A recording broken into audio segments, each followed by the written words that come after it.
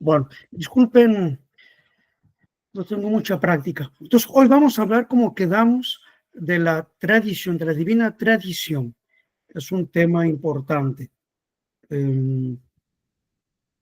Para este tema, nos vamos a servir de tres libros importantes.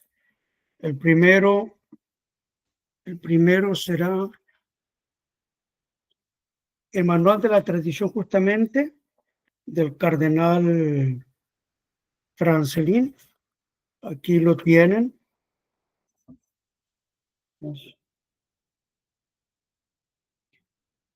Entonces, Tractatus de Divina Tradizione ed Escritura, Tratado sobre la Divina Tradición y la Escritura del cardenal Francelin. Es muy importante este libro y un autor muy seguro. El cardenal Francelin fue cardenal, un jesuita en el siglo XIX, un teólogo muy erudito, un hombre muy santo. Era teólogo privado del Papa Pío IX durante el Concilio Vaticano I. Escribió muchos libros de teología. Era un austriaco, sobre todo especialista, un gran conocedor en los santos padres de la Iglesia. Él conocía a la perfección varias lenguas, pues el latín, desde luego, el griego, el siriaco, el hebreo, otras lenguas más. Era un hombre muy sabio y un santo hombre. Aunque no está canonizado, las personas que lo conocieron, incluso hay un libro sobre su vida, pues era un hombre muy santo, el cardenal Juan Bautista Francelin. Era teólogo personal, consejero personal del Papa Pío IX, durante el Concilio Vaticano II. Entonces, no es cualquier teólogo, es un hombre de mucho peso. Otro libro que vamos también a usar un poco es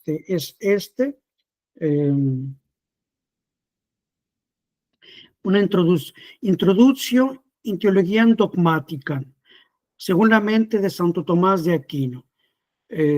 Introducción a la teología dogmática ad mentem dive Tome Aquinos. Está escrito por un dominico, también del tiempo de Pío XI, si no me equivoco, también era un austriaco, y también en el tiempo de Pío IX, y él era asesor de diversas congregaciones romanas en el tiempo de Pío IX. Como saben, en Roma el Papa tiene, vamos a decir, ministerios que lo asesoran para diferentes asuntos, ¿no? Antes, por ejemplo, había el Tribunal de la Santa Inquisición, o el Santo Oficio después, o después se llamó sobre la fe, después la Congregación de Ritos, la Congregación del Clero y otras más. Entonces, este hombre, que también era profesor en Roma en el 1800 y tantos, dominico, era también secretario y pues uno de los consejeros del Papa de aquella época, ¿no? Y después, ya más reciente, en los años 50 por ahí, otro teólogo romano, Petrus Parente. Era el tiempo de Pío XII, un italiano, también profesor en Roma, y sus obras pues son totalmente ortodoxas. Entonces son autores que uno puede seguir con los ojos cerrados, ¿no? Porque, como ustedes saben, pues hay tantos autores, y pues no todos los autores tienen el mismo valor, ¿no? Entonces, así es.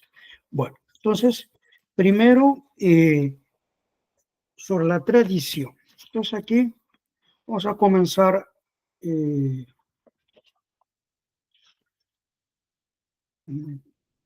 con el cardenal, con el padre este autor.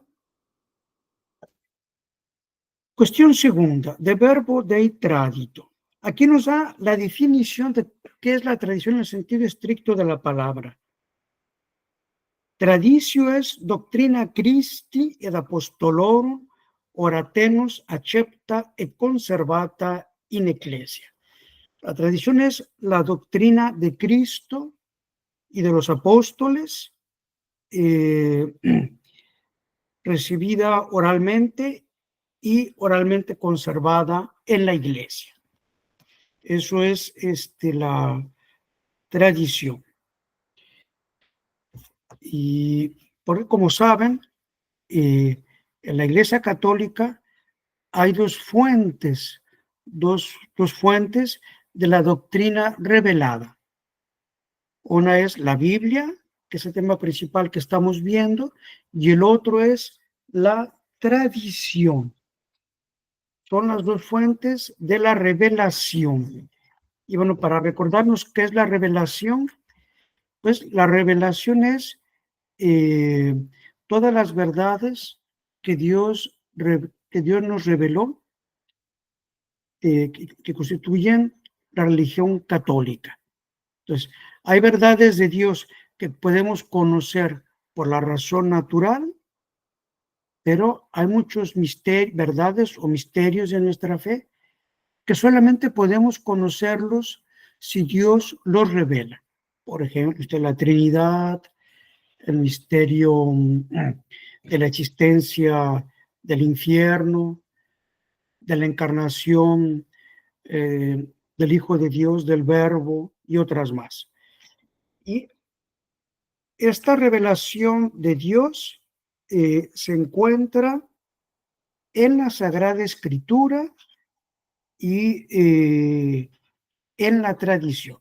Esto fue definido, entre otros, por el Concilio de Trento, que nos dice, aquí está.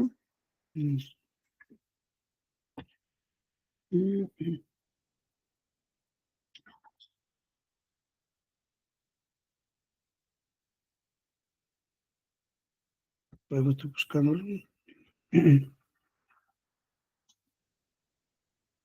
Entonces, bueno, el Sacrosanto Ecuménico y General Concilio de Trento, etcétera, etcétera,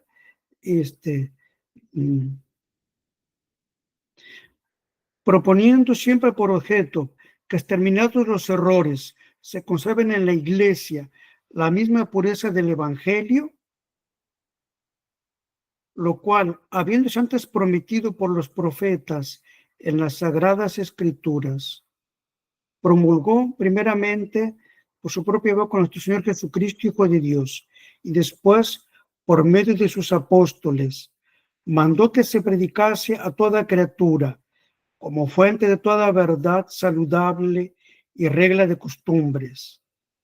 Y considerando que estas verdades, las verdades enseñadas por Jesucristo nuestro Señor, y esta disciplina están contenidas en los libros escritos y en tradiciones no escritas, que recibidas por los apóstoles de boca del mismo Jesucristo o enseñada por los mismos apóstoles, dictándoselas el Espíritu Santo, han llegado como de mano en mano hasta nosotros.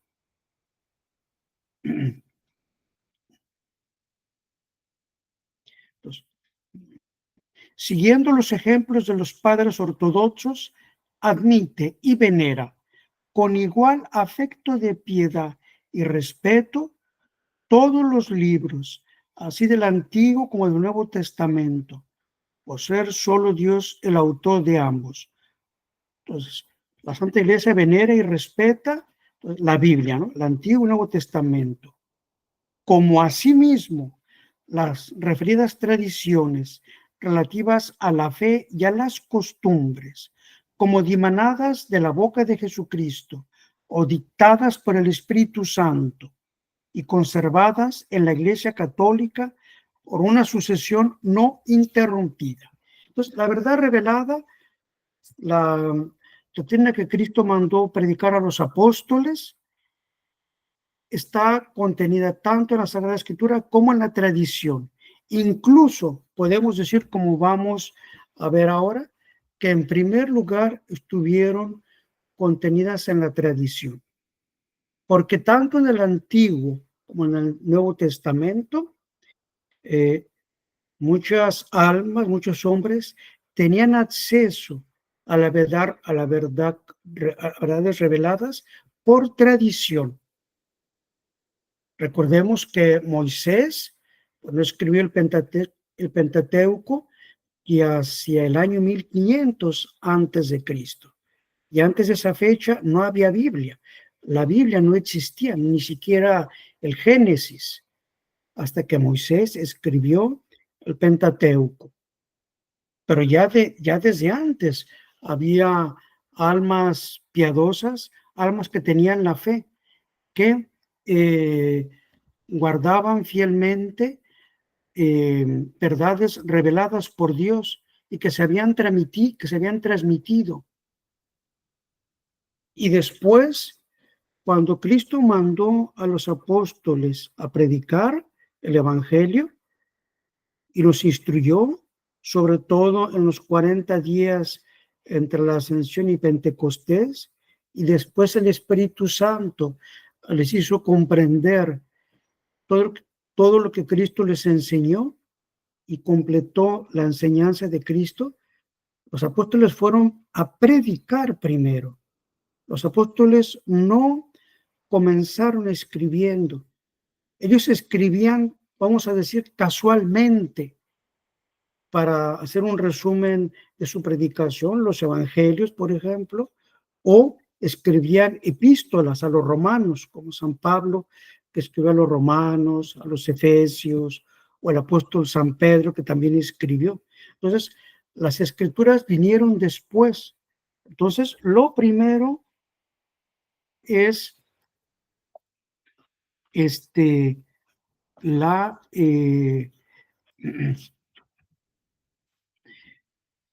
la revelación oral, la tradición oral. Es una tradición. Y de hecho, bueno, cada quien sabe que Cristo no escribió nada, ¿no? Cristo nuestro Señor no escribió nada. Entonces, eso es importante tenerlo muy claro.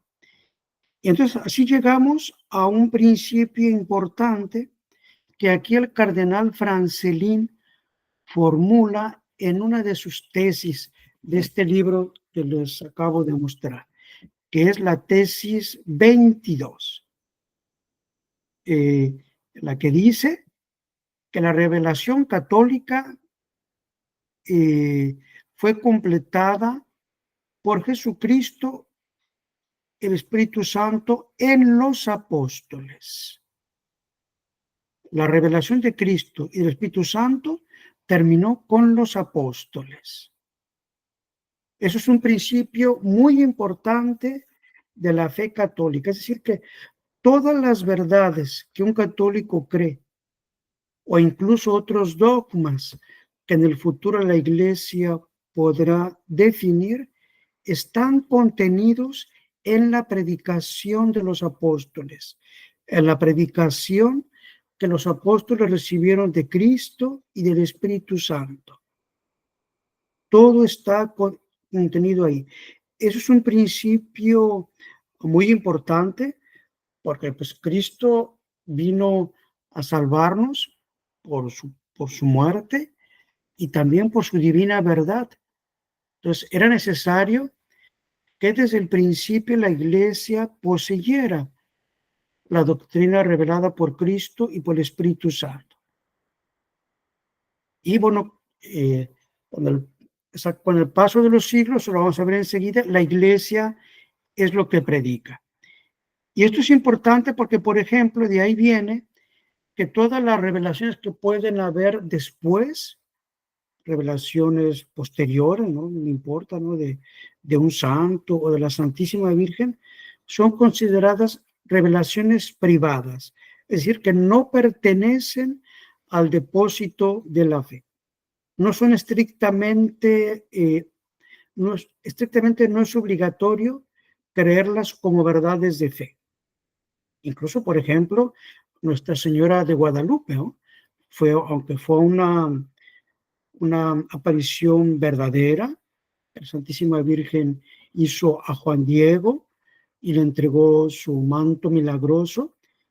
Eso lo creemos porque la iglesia lo aprobó como auténtico, como venido realmente del cielo, pero estrictamente no pertenece al depósito de la fe. Un católico cree, es lo que muchas veces algunos teólogos llaman fe eclesiástica. Entonces, eso. Entonces, la revelación pública de la iglesia es la que está contenida en la Biblia y en la predicación apostólica. Y de ahí vamos enseguida a entrar más en detalle con eso. Pero antes de seguir, sí, Bernardo. Sí, padre, gracias. Es que quería preguntarle sobre eso que había quedado un poquito desde la primera sesión de esto del aparicionismo, ¿no? Pero a mí me llama mucho la atención, sobre todo las revelaciones de Nuestra Señora de Fátima. Sí. Las revelaciones que ni siquiera se tiene certeza, ¿no? O sea, no hay certeza de esos secretos de Fátima, que en mi opinión ya es una opinión muy personal, ¿no? Sí, Están ya incluso amañados, ¿no? Muy amañados, sobre todo el tercer secreto, ¿no? De que si lo abrió, de que no lo abrió Pío XII, exactamente, de que si lo abrió Juan XXIII, Pablo VI, Juan Pablo II, y hasta la fecha ni siquiera se sabe con certeza qué tiene que ver ese tercer secreto, ¿no? Es decir, que si tiene que ver con los jerarcas de la iglesia, con los cambios de la iglesia, y que si no tiene que ver con eso, etcétera, etcétera, ¿no? Es decir, y en qué consiste, ¿no? Es decir, y ahora que hace usted bien la aclaración, que las revelaciones públicas no son parte del misterio de la fe, ¿no? Del dogma de la sí, fe, ¿no? esas revelaciones sí es posterior, Y, más bien privadas, digamos, sería y más bien. no estoy obligado a creerlas, ¿no? O sea, No, no. no, digamos, lo que estamos obligados a creer son bueno, primero los misterios de fe, ¿no? La doctrina Sí, católica. Y sí, después, sí. en cuanto a las apariciones, son las apariciones que la iglesia aprueba de manera oficial, como por ejemplo Nuestra Señora de Lourdes o Nuestra Señora de Guadalupe, que fueron aprobadas. Y después hay apariciones en las que, sobre todo en los tiempos modernos, en las que muchas veces se mezcla pues mucha especulación de los fieles, ¿no? Porque, por ejemplo, en lo de Fátima, ya ven ustedes cuánto se especula, cada X tiempo salen supuestas revelaciones de lo que es el tercer secreto, después, años después, viene otro que dice otra cosa. Digamos, eso si quieren podemos tratarlo en un tema, en una plática posterior, lo de las revelaciones privadas, porque hay muchas, sobre todo hoy en día, con toda la confusión que hay, eh, dejando de lado un Fátima y otras, hay muchas apariciones falsas en todo el mundo, incluso también aquí en Holanda, ¿no?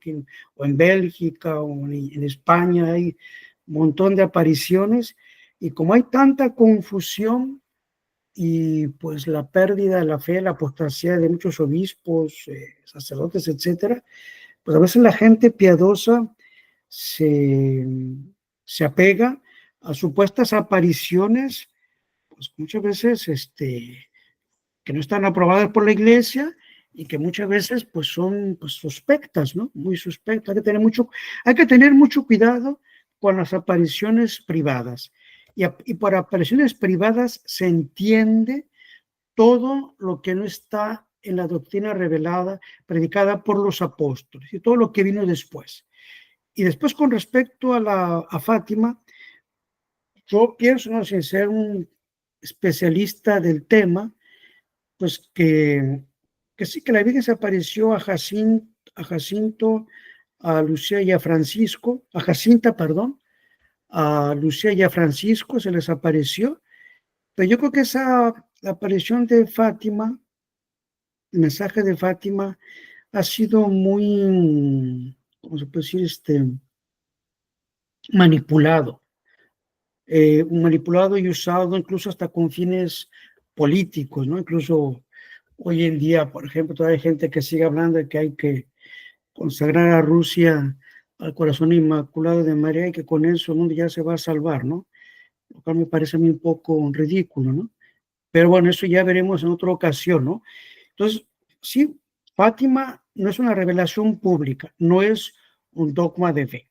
Aunque la Virgen, la Iglesia aprobó esa aparición, pero no todo lo que se dice sobre Fátima, no todo lo que se dice sobre Fátima tiene igual aprobación de la Iglesia.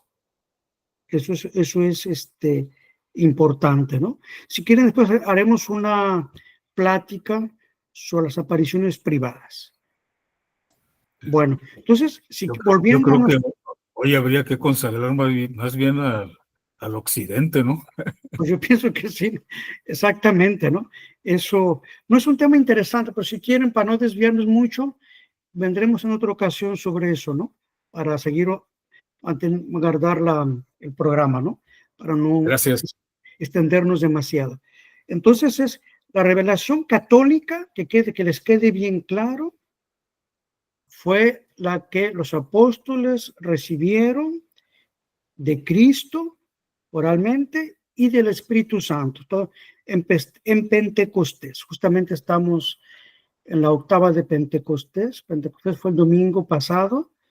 Es una fiesta muy importante, porque fue la venida del Espíritu Santo sobre los apóstoles, podemos decir, sobre la Santa Iglesia. Ahí los apóstoles, todas las enseñanzas de Cristo les fueron claras, comenzaron a predicar. Hasta ese momento, ustedes recordarán que incluso hasta el día de la ascensión, los apóstoles, algunas cosas enseñadas por Cristo no las entendían. Incluso el mismo día de la ascensión le preguntaron a nuestro Señor si es que en ese momento iba a restaurar el reino de Israel, de Jerusalén. O sea que aún no comprendían perfectamente la naturaleza del reino de Cristo nuestro Señor, de la hora de la redención, lo que la iglesia iba a hacer, ¿no? Su cuerpo místico, el cuerpo místico de Cristo. Pero ya cuando el Espíritu Santo vino en Pentecostés, pues 10 días después de la ascensión, ahí con la luz del Espíritu Santo, como Cristo les había dicho, que cuando el Espíritu Santo iban a comprender todo. Entonces ahí entonces ahí quedó completada la revelación católica. Y por eso un punto importante de ahí, una consecuencia de esto, la Iglesia dice, nos enseña, que la revelación pública, oficial, terminó con la muerte del último de los apóstoles, es decir, con San Juan. Ustedes saben, San Juan murió muy anciano, porque ya andaba cerca de los 100 años. Ya con su muerte quedó cerrada la revelación católica. Entonces, aquí el cardenal Francelín, disculpen que se los lea primero en latín y después se los digo en español brevemente. El latín es la lengua de la iglesia. Revelatio católica in plenitudine temporis a Cristo Dei Filio per se itsum e per Spiritum Sanctum in apostolis completa censeri debe. La revelación católica debe ser considerada como completada en la plenitud de los tiempos por Cristo nuestro Señor y por el Espíritu Santo. Ita ob non solum nova economia perfecciones ordines ed ampliores revelaciones Dei ab antiquis noc nulle recensionibus hereticis conficta excludator. De manera que no solamente se excluya una nueva economía de un otro orden o una revelación más amplia figurada por algunos heréticos antiguos y recientes. No sé si ustedes han escuchado, hay algunos modernistas, sobre todo protestantes, que hablan de la época del Espíritu Santo. Algunos de ustedes lo han escuchado, que dicen que el Antiguo Testamento fue la época de Dios Padre, hasta hace poco fue la época de Dios Hijo, y que ahora ya comienza la época del Espíritu Santo. Eso es una herejía condenada por la Santa Iglesia, ¿no? Es una herejía. No hay otra economía que la que Cristo nuestro Señor nos enseñó con su divina predicación, porque Él es nuestro Salvador. La economía última y perfecta hasta el fin de los siglos, hasta el fin del mundo, es la que Cristo nuestro Señor completó, realizó por su predicación y por su preciosa muerte. Todo está contenido ahí. Entonces, bueno, aquí nos dice el cardenal Francelin que no solamente se excluye eso, sed essiam, sino que también in economia presenti nullum objectivum incremento deposito fidei catholici sacris scriptures ed apostolici traditione comprensi pos apostolos au factum ad ecclesia militante audo expectando sic, sino que además no se debe esperar ningún en la presente economía ningún incremento del depósito de las Sagradas Escrituras o de la tradición después de los apóstoles y que se ha realizado en la iglesia militante. Justamente lo que acabamos de hablar, ¿no? Que no se debe pretender que una nueva aparición o incluso en los siglos pasados complete lo que está contenido en la Sagrada Escritura y en la tradición apostólica. Y esto es importante, ¿no? Entonces ustedes, porque cada rato, sobre todo uno como sacerdote, se encuentra gente en todas partes que creen supuestas apariciones o mensajes o revelaciones o no sé qué escritores místicos con supuestos nuevas enseñanzas y si es un tema que viene, un caballito que viene siempre ahí, ¿no? Yo muy seguido me encuentro con gente así, ¿no? Entonces, no, eso, aunque ustedes no sepan exactamente responder o refutar eso va contra la enseñanza tradicional de la Iglesia. La doctrina católica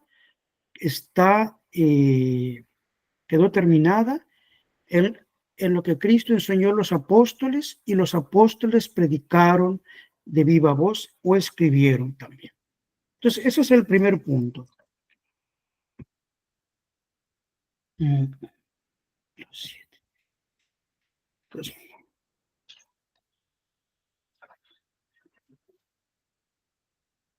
Después, otra cosa también importante, ¿no? Que vamos a entrar en esto, que poco a poquito se nos va aclarando el panorama. Si ven como cuando el día comienza a amanecer, la aurora, bueno, el sol no aparece de golpe en el cenit, ¿no? Uno va entrando a la verdad así poco a poquito, ¿no? Se va aclarando poco a poco, ¿no? Entonces, la tradición es una de las fuentes de la revelación divina, junto con la Biblia. Pero es importante tener claro que de la misma manera que la Biblia no es la regla inmediata de la fe o de la moral, la tradición tomada, vamos a decir, materialmente o en sus monumentos, tampoco es la regla inmediata. La regla inmediata, como vamos a ver, es la predicación eclesiástica. porque la tradición, ¿dónde está contenida? ¿Dónde está contenida esta tradición que los apóstoles transmitieron y que no escribieron? Si no la escribieron, ¿dónde está?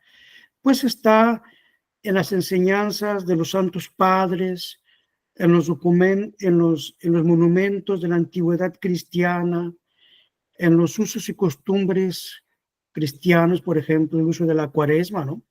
El uso de la cuaresma viene de la época de los apóstoles, está contenida ahí, pero ¿quién puede decirnos a nosotros cuando una verdad de fe o incluso o de moral pertenece al depósito de la revelación? Pues eso es tarea de la iglesia, la tarea de la iglesia.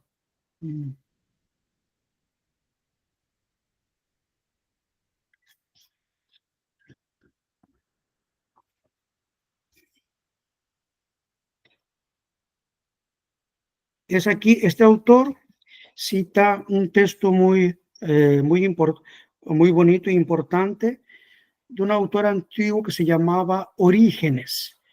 Orígenes es uno de los padres, se lo nombra a veces como padre de la iglesia, pero estrictamente hablando es un escritor eclesiástico. ¿Por qué? Bueno, ya lo veremos en otra ocasión. Pero Orígenes es un autor importante. Es lo que fue alrededor del siglo IV de nuestra época. Orígenes escribe en una obra famosa de Principis, Servetur vero ecclesiastica predicatio per successiones ordinem ab apostolis tradita, edus quod presens in ecclesis permanens. Que se conserve la predicación eclesiástica transmitida por la sucesión de los apóstoles y que permanece hasta el presente en las iglesias. Y la sola credenda es veritas que in nullo ab ecclesiastica ed apostolica discorda tradizione. Solo hay que creer solo aquella verdad que en nada disiente, que nada se separa de la tradición eclesiástica y apostólica. Y como dice antes, servetur vero ecclesiastica predicatio per successionis ordinem ab apostolis tradita, edus quod presens in ecclesis permanes. Entonces, que guardemos la predicación eclesiástica.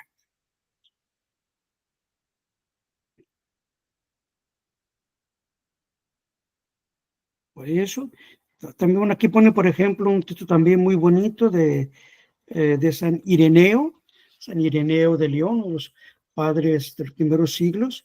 Non oporte adut querere apud alios veritatem, quam facile es ab ecclesia sumere, con apostoli, quas in depositarium dives plenissime ineam contulerin omnia quaesim veritates. No es necesario buscar en otros la verdad, la cual es fácil tomar de la iglesia, que los apóstoles como divinos depositarios, que los apóstoles como divinos depositarios, que el depósito de los apóstoles está contenida, todo está contenido ahí. Aquí ponen diferentes citas, no vamos a ver todo. Y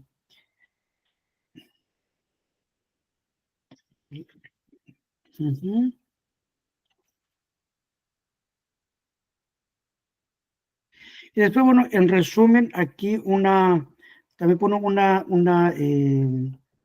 una citación de Tertuliano, también un escritor eclesiástico creo que es del siglo III, en el que dice que no hay que recurrir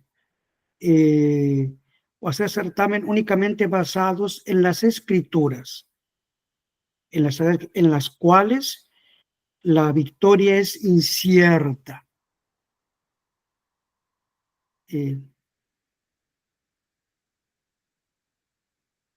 Hay que recurrir, es decir, a la exposición de todas las tradiciones, es decir, de la predicación eclesiástica.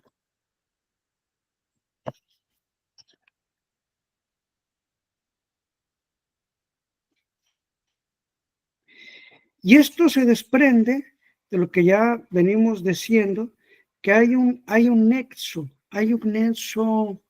esencial, un nexo íntimo entre las propiedades de la religión católica o cristiana y el principio de la tradición. Por lo que hemos dicho desde el principio, que Cristo mandó a los apóstoles a predicar, no los mandó a escribir. Entonces hay entre la tradición, en cierto sentido incluso podemos decir que la tradición apostólica, en cierto sentido, es más esencial, es más, expresa mejor la esencia de la misión apostólica que las escrituras. Cristo mandó a los apóstoles a predicar.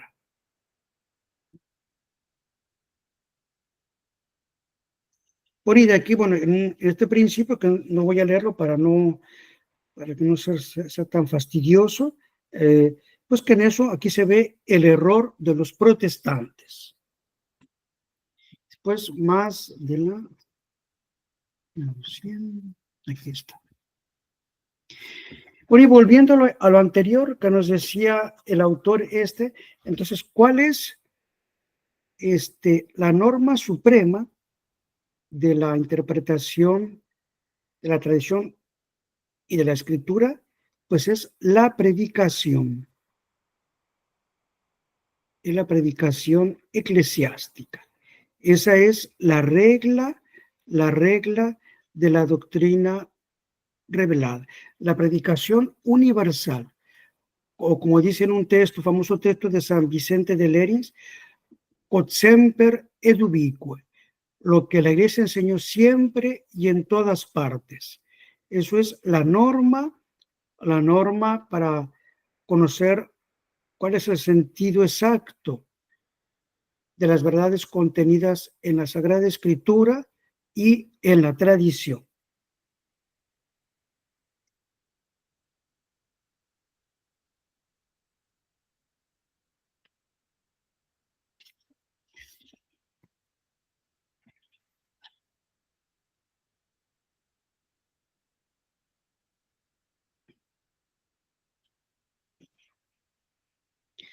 Entonces, bueno, todo esto que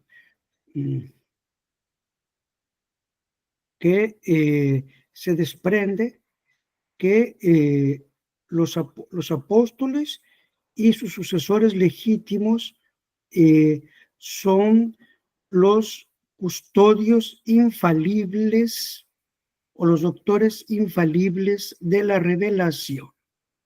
Y esto es muy importante, sobre todo en la crisis por la que estamos pasando, porque esto nos muestra pues que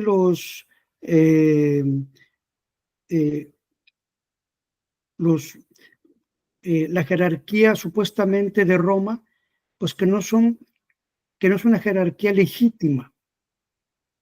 Por eso, pues ustedes saben, yo sigo la posición que sostiene que, bueno, que los papas actuales, pues que no son verdaderos papas, ¿no? ¿Por qué? Justamente por esto, porque el rol primordial del papa y de todos los obispos unidos al papa es ser la regla de la fe. El papa como sucesor de San Pedro, él es la regla viva de la fe, porque Cristo nuestro Señor instituyó una iglesia viva, una iglesia con autoridad viviente. Entonces, y si no podemos, y si lo que nos viene de estas supuestas, de estos hombres que ocupan Roma, no es conforme a la predicación eclesiástica de siempre, pues eso nos muestra, pues, que no son verdaderos sucesores que no es de San Pedro. Y por eso se lo rechaza.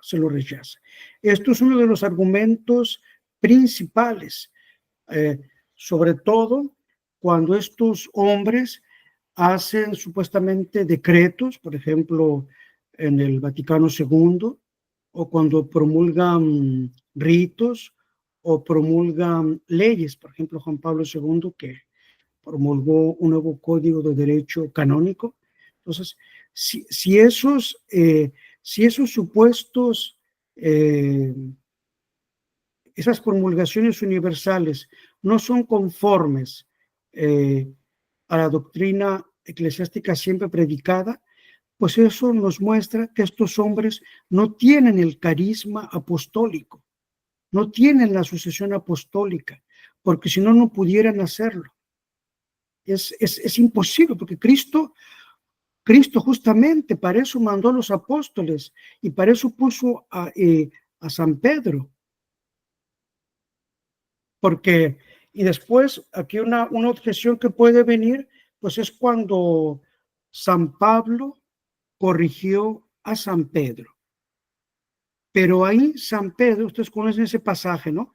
Que está en las Actas de los Apóstoles, cuando en Antioquía San Pablo corrigió a San Pedro porque se apartaba de los cristianos que venían del paganismo y se ponían del lado de los que venían de los judaizantes. Pero ahí, en esa ocasión, San Pedro no enseñó nada contrario a la doctrina, simplemente con su conducta ambigua, por respeto humano, por debilidad, él, por su conducta, parecía favorecer la posición de los judaizantes, es decir, de los cristianos que venían del judaísmo y que pretendían que aún debería guardarse la ley de Moisés. Entonces, San Pedro, con su actitud en Antioquía, apartándose de los cristianos que venían de los gentiles y poniéndose del lado de los judíos, porque había esa controversia en ese tiempo, pues con eso, por su actitud ambigua, favorecía prácticamente, pero él no enseñó en ningún momento, San Pedro, que era necesario guardar los ritos de Moisés. En ningún momento lo hizo, o en ningún momento dado San Pedro dijo que cada quien siguiera su conciencia, o que cada quien era libre, que cada quien podía seguir dictamente su conciencia, ¿no? San Pedro no enseñó eso en ningún momento, simplemente con su actitud, pues, ambigua o, pues, por respeto humano, pues, daba lugar a confusión y favorecía, ¿no? Pero San Pedro en ningún momento dado enseñó nada contrario a la fe.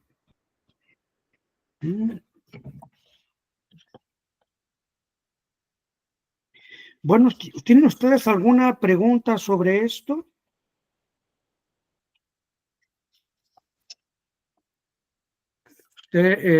José Antonio, si algo no les quedó claro o hola. Sí, Pater, no, pregunta no tengo ninguna, está claro. Solo una inquietud. Sería entonces fundamental para nosotros estudiar los padres de la iglesia, me imagino, porque ahí se contiene gran parte de la tradición. Esa es la pregunta. Pues sí, es importante, pero es más importante estudiar el magisterio de la iglesia. Es decir, todos los encíclicas, documentos de los papas hasta Pío XII, porque justamente es la predicación eclesiástica la que es el criterio de que una verdad está contenida en la tradición o en la Sagrada Escritura. Es importante leer los padres, San Agustín, San Juan Crisóstomo, etcétera, San Gregorio el Grande, San León, pero es más importante estudiar el magisterio de la Iglesia, sobre todo de los tiempos del siglo XIX hasta Pío IX, porque muchos problemas del mundo moderno fueron tratados por el Papa Pío IX, por León XIII, por San Pío X, por Pío XI y Pío XII. Ahí ellos nos nos transmiten el sentido de las verdades contenidas en el depósito de la fe, de la tradición o de la escritura. Es importante, ¿no? Porque la tradición, como es la predicación oral de los apóstoles, es lo que no está escrito. Pero justamente ahí viene el problema. Entonces, bueno, si no está escrito, ¿dónde encontrarla? Bueno, una de las fuentes justamente de eso son los santos padres, por eso es importante. Pero en eso, cuando los padres son unánimes o cuando los padres hablan como testigos de la tradición apostólica, porque a veces los padres de la Iglesia en ciertas cuestiones tienen a veces también puntos de vista distintos. Cuando son unánimes los padres de la Iglesia, cuando algo enseñan, ahí sí son, vamos a decir, instrumentos de la tradición. O también, por ejemplo, los padres de la Iglesia en algunas cuestiones que la Iglesia los ha aprobado, tienen mucha autoridad, aunque no haya otros. Por ejemplo, San Agustín en la cuestión de la gracia. San Agustín es el doctor de la gracia, porque él escribió mucho sobre la gracia contra los pelagianos. Pero es importante también tener la guía de un buen teólogo, porque, como ustedes saben, la Sagrada Teología se ha ido perfilando, se ha ido precisando con los concilios, las definiciones, las herejías muchas veces dan lugar a que la Iglesia aclare. Entonces, aunque San Agustín es una autoridad muy grande en todas las cuestiones de la gracia, es importante tener la explicación de un buen teólogo, porque a veces hay pasajes que se pueden prestar a una interpretación falsa, ¿no? Por ejemplo, los jansenistas supuestamente se sirven mucho de San Agustín justamente en eso de la gracia, porque pues por disputas posteriores y definiciones posteriores, las enseñanzas de San Agustín quedaron bien definidas, pero en algunos puntos pues puede haber ambigüedades. Incluso, por ejemplo, hay autores protestantes que les gusta mucho San Agustín. Los protestantes han editado muchas obras de San Agustín, no porque San Agustín favorezca sus errores, sus herejías, desde luego que no, es un padre ortodoxo, pero en algunas expresiones que aún no habían sido, como la escolástica aún no había venido y no habían venido otros concilios que vinieron posteriormente, pues se puede prestar a que los herejes usen las palabras de San Agustín en un sentido falso, que las tergiversíen, que las deformen. Entonces, es importante leer los padres, sí, pero bueno, con la guía de buenos teólogos, ¿no? de un buen manual de teología, y sobre todo es importante leer los documentos del magisterio de la Iglesia, porque muchas de esas cuestiones, casi todas las cuestiones que han tratado los padres de la Iglesia o teólogos, después el magisterio de la Iglesia, los concilios, las condenas, las definiciones, pues han dado el sentido verdadero, ¿no? Y de hecho, bueno, el magisterio de la Iglesia, muchas veces ustedes leen una encíclica, está llena de citas de los santos padres, ¿no? O de la Sagrada Escritura, porque ya ellos ahí ya nos dan el sentido exacto, ¿no? Es como un tribunal, ¿no? Como un tribunal, pues no basta con tener leyes, ¿no? También, en todos los países no basta con tener un código de leyes civil o penal y ni tener abogados, hay además jueces, ¿no? Jueces que aplican la ley, bueno, cuando son justos y cuando son leyes justas y conformes a la razón, dejando de lado esa cuestión. Entonces, pero la tarea de los jueces justamente es, pues, dar el sentido de la ley y si se aplica en ese caso o no. Pues lo mismo un poco, vamos, parecido, análogo, sucede con el depósito de la revelación, tanto con la escritura como con la tradición. Pero una cosa que debe quedarnos claro, que las dos son fuentes de la revelación, como le definió el Concilio de Trento y también el Concilio Vaticano. Simplemente que después los teólogos y sobre todo las definiciones de los concilios o las condenas de los papas posteriores cuando condenan herejías, pues ahí van a precisar de manera, vamos a decir, exacta, ¿no? Científica, lo que tal padre dice, lo que significa tal pasaje de la Escritura. ¿Sí, Bernardo?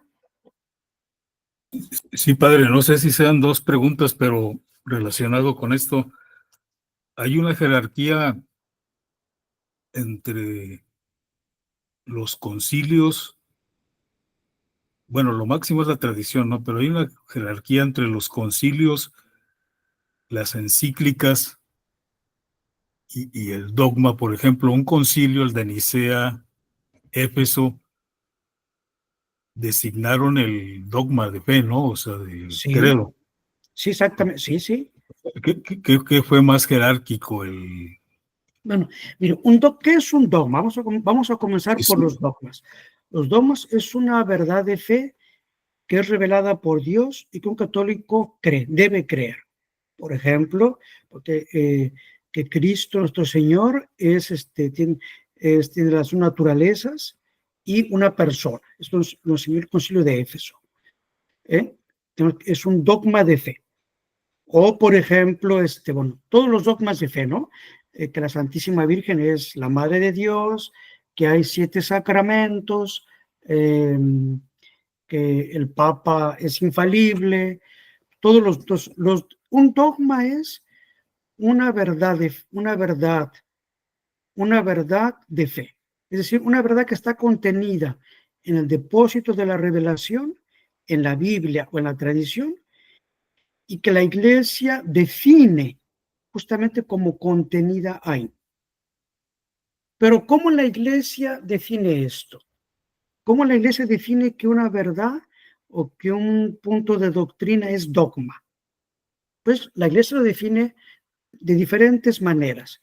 Puede ser un concilio universal, puede ser una bula, por ejemplo, la bula de Pío XII que definió la asunción de la Santísima Virgen al cielo en cuerpo y alma. Puede ser una bula es una encíclica, ¿no? Es igual a una encíclica. Digamos, estrictamente no es lo mismo, ¿no? Digamos la palabra, no, una bula, una encíclica es como una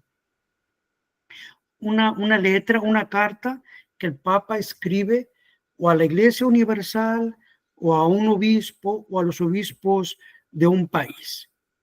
Es una carta en la que en general el Papa va a enseñar la doctrina o tratar un problema de la Santa Iglesia. Si hay una persecución, por ejemplo, ¿no? Pío XI, si me equivoco, escribió una encíclica sobre la persecución en México. Entonces, pero muchas veces tratan cuestiones de doctrina. Pero en una encíclica, el Papa también puede definir, ¿no? Es una carta y según la formulación, en medio de una encíclica, el Papa puede formular una enseñanza de fe. O por ejemplo, en los secretos de un concilio también, ¿no? Entonces, entonces tenemos las bulas originalmente. ¿Qué son las bulas? Originalmente, como ustedes saben, antiguamente se escribía en pergaminos y eso, bueno, se enrollaban, era como un rollo, se ponía como una especie de una cinta y se les ponía un sello de plomo, una bula, una bula, y de ahí viene el nombre de bula, porque estaban selladas para que únicamente fueran abiertas por la persona o personas a las que estaba dirigido. Era, digamos, el sello de un escrito oficial, eso era. Pero poco a poco el término de bula fue cambiando de sentido y se reservó a documentos solemnes de la iglesia. Cuando la iglesia va a declarar algo, por ejemplo, la bula de San Pío V sobre la Santa Misa, ¿no? La bula Cuprimum Tempore, o muchas otras, ¿no? Ahorita no me viene, ¿no? Entonces, la bula. Pero en una bula puede también haber cuestiones disciplinares, no necesariamente cuestiones de fe, ¿sí? Entonces,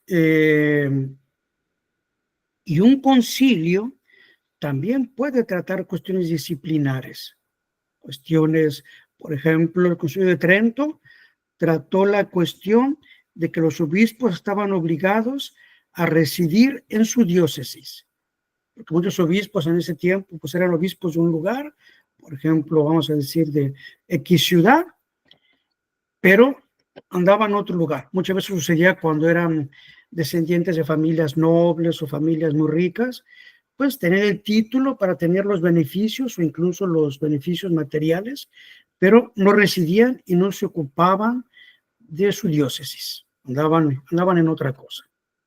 La Concilio de Trento dijeron que los obispos estaban obligados, bajo penas, a residir en su diócesis. Por ejemplo, eso, ¿no? Perdón, padre, perdón. Pero aún en un concilio, la última palabra es del Papa. Exactamente. Un concilio, si no es aprobado por el Papa, no tiene valor universal y sobre todo no tiene valor de dogma. Por ejemplo... ¿Y qué diferencia? Perdón, sí, adelante, perdón. Por ejemplo, entonces, lo que le da un valor universal es la aprobación del Papa, porque incluso hay concilios provinciales que no fueron ecuménicos.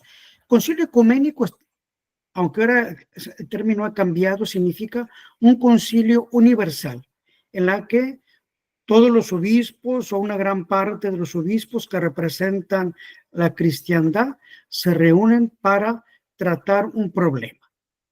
Pero de hecho en muchos concilios antiguos pues no estaban todos los obispos, porque sobre todo en aquellos tiempos pues era complicado, ¿no? Pero todos habían sido convocados, todos podían asistir, y ya lo que les da su valor era la aprobación del Papa. Mientras no esté aprobado por el Papa, carece de valor de ley universal. Y tan es así que algunos concilios provinciales, hay varios en la iglesia, incluso muchos, ahora bueno, no me viene ninguno, creo que el concilio ya me va a venir, un concilio particular, si el Papa le da una aprobación especial, adquiere valor de regla universal. Adquiere valor de regla universal. Por ejemplo, en Calcedonia creo que... El concilio de Calcedonia fue un concilio universal, pero hubo otro, pero creo que a ver, sobre todo, bueno, ya me van a venir, hubo algunos concilios justamente tratando cuestiones de la gracia, que fueron concilios provinciales, pero que después el Papa aprobó, oficialmente, una aprobación particular. Si un concilio particular no es aprobado expresamente aprobado por el Papa, pues tiene valor en esas diócesis, pero carece de valor de regla universal. Pero desde luego, las leyes disciplinares que un concilio da para una diócesis son obligatorias para esa diócesis. Por ejemplo, en Toledo hubo muchos concilios en tiempos antiguos, y bueno, eran obligatorios para toda esa provincia eclesiástica, ¿no? Siempre en el pasado, los obispos de una región se reunían para tratar problemas, sea de fe o de disciplina. Hubo muchos concilios provinciales, es decir, de los obispos de una región, no únicamente de una diócesis, sino de todos los obispos de una nación, vamos a decir, en el sentido antiguo del término, que se reunían para tratar de un problema que afectaba a esa provincia, a esa nación, se reunían. Y muchas veces algunas decisiones de esos concilios fueron aprobados de manera especial por un papa. Y entonces ahí adquieren valor de regla universal. Y ahora hay una gran diferencia con lo colegiado. Sí. O sea, donde lo colegiado adquiere como una especie de democracia, ¿no? Pues sí, pero eso sí, exactamente, ¿no? Eso ya, pues eso es una de las herejías modernas, ¿no? La colegialidad, que comenzó con el Vaticano, el Concilio Vaticano II, ese conciliábulo, en el que pues ese concilio, esa doctrina, es un error que va contra la estructura jerárquica de la Iglesia, ¿sí? En la que se le quiere, como usted acaba de decir, se le quiere dar voz a las bases. Pero la Iglesia es jerárquica, está el Papa y después los obispos que están en comunión con el Papa y pues el clero o los fieles pues tienen que estar en comunión y aceptar lo que viene de la jerarquía, ¿no? Pueden asistir, incluso si son personas muy sabias o muy preparadas o teólogos, pueden ser consejeros, pero su palabra no tiene valor de regla mientras no sea aprobada por el Papa o por los obispos de una provincia, ¿no? Eso de la colegialidad es un error o herejía moderna. Bueno, Sí, muchas gracias. Muchas gracias. Entonces, ¿se le quedó claro las diferencias que hay? Sí, claro, nomás la única cuestión es que no la quiero tratar ahorita, pues, por obvias razones, pero con la encíclica de Pío XII, la Humani Generis, ¿no? Bueno, sí, hablaremos de eso, sí. Bueno, entonces, mire, en una encíclica es cuando el Papa, una cosa que también debe quedarles claro, importante, cuando el Papa dirige una encíclica a la Iglesia Universal, y trata ahí de cuestiones de fe o de moral, ahí no puede haber error contra la fe. Y eso no quiere decir que sea un dogma, aunque el Papa no defina nada, pero si el Papa se dirige a la Iglesia Universal como maestro, como doctor supremo de la fe, y que se dirige a todos los obispos del orbe y a todos a todo el clero y a todos los fieles en comunión con la Iglesia católica y romana, ahí, por ese hecho, ahí no puede haber error contra la fe, contra la moral, porque allí el Papa está hablando como doctor supremo. No puede haber error. Ahí, eso es importante. Y aunque no necesariamente sea un dogma, ¿no? Por eso, por ejemplo, las encíclicas de los papas, por ejemplo, de León XIII, de San Pío X, por ejemplo, son instructivas. No quiere decir que ahí todo sea, que cada página sea un dogma, pero están enseñando, están ahí hablando como doctores supremos de la fe, como maestros supremos, están enseñando. Entonces ahí es la predicación eclesiástica, es el órgano vivo justamente de la predicación eclesiástica. Y si ustedes van a cualquier encíclica, por ejemplo, de San Pío X, de Pío XI o de Pío XII, van a ver que están llenas de citaciones de la Biblia, de los padres, en las que se están dándole el sentido a esas palabras. Están ahí dándole el sentido, ¿no? Así es. Bueno, ¿usted, Gloria, tiene alguna pregunta, duda o quiere intervenir en algo? No, realmente no.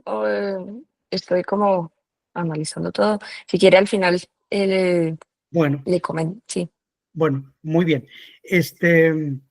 Bueno, miren, disculpe que esta exposición está un poco descosida, un poco desordenada. Sabes, a veces el tiempo, falta de tiempo, ¿no? Trataré de No, para la pero próxima. está ordenada, ¿eh? Sí está muy ordenada. Bueno, trataré de hacerlo con la gracia de Dios lo mejor que pueda. Mire, vamos a terminar la difusión y la grabación.